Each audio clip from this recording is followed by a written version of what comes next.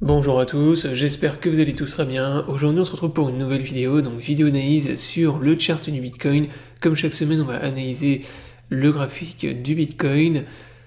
Avant de démarrer la vidéo, si vous êtes intéressé par le trading des crypto-monnaies, je vous invite à me rejoindre sur l'exchange Bitget. Donc vous pouvez trader les crypto-monnaies en spot, trader également avec des effets de levier là dans le futur, et vous avez même accès à du copy trading, vous pouvez recopier automatiquement les performances des meilleurs traders de la plateforme. Donc si vous êtes intéressé, vous avez le lien pour vous inscrire dans la description de cette vidéo. Ce lien vous permet d'avoir accès à un bonus lors de votre premier dépôt, donc profitez-en. Et je vous mettrai également le lien vers mon guide pour bien démarrer, bien débuter le copy trading pour ceux qui sont intéressés. Maintenant on démarre la vidéo d'analyse, donc cette semaine la vidéo va être rapide, puisqu'il ne s'est pas passé grand chose. Bon, on a eu quand même un pump hier sur Bitcoin, on est venu franchir la résistance des 21 500 $ qu'on avait ici. Donc là sur le H4, on voit que en gros cette semaine on est venu consolider dans un range. On a eu un petit retracement aux alentours des 20 000 $, ce que je vous avais indiqué dans mon AT de cette semaine sur Twitter, donc on va aller voir ça après. Et après hier, donc on a eu un pump, donc cassure de la zone de résistance ici. Donc ça pareil, je vous l'avais dit sur mon analyse sur Twitter. Donc côté liquidation, suite à la cassure de la résistance, on voit qu'on a eu un total de liquidation chez les shorts de 235 millions. Donc vous voyez, plus grosse liquidation depuis le 14 janvier, donc là quand on a commencé à pump et avoir le retournement de la tendance. Donc là vous voyez que globalement, depuis on va dire une dizaine de jours, ce sont principalement les shorts qui se font liquider. Alors pas seulement, il y a aussi des bulls, donc les gens qui achètent avec du retard, voilà, qui utilisent des gros leviers et qui essayent de FOMO les tops, se font liquider également, mais globalement vous voyez qu'il y a énormément de liquidation côté bear. Donc ce qui est tout à fait logique. Là on voit quand même que sur le H4 et le daily on commence à dessiner des divergences.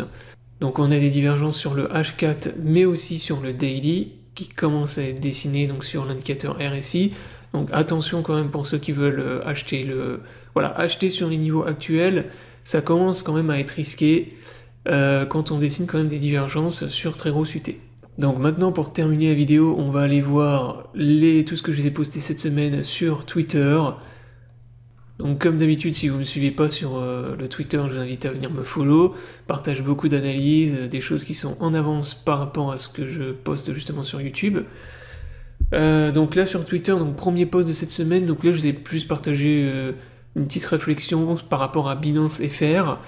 Donc bon, ça n'a rien à voir avec l'analyse, donc je vais pas en parler. Ensuite, je vous ai partagé une AT ici. Donc ici, je vous ai partagé en gros mon plan pour cette semaine sur Bitcoin.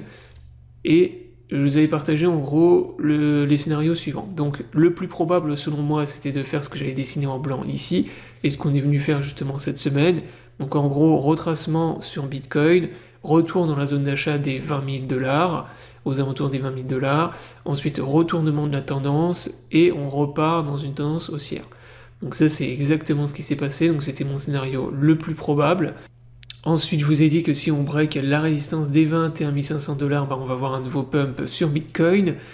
Et inversement, bah, je vous ai donné aussi la zone de support à tenir absolument, donc qui est la zone ici en bleu aux alentours des 18 000 $.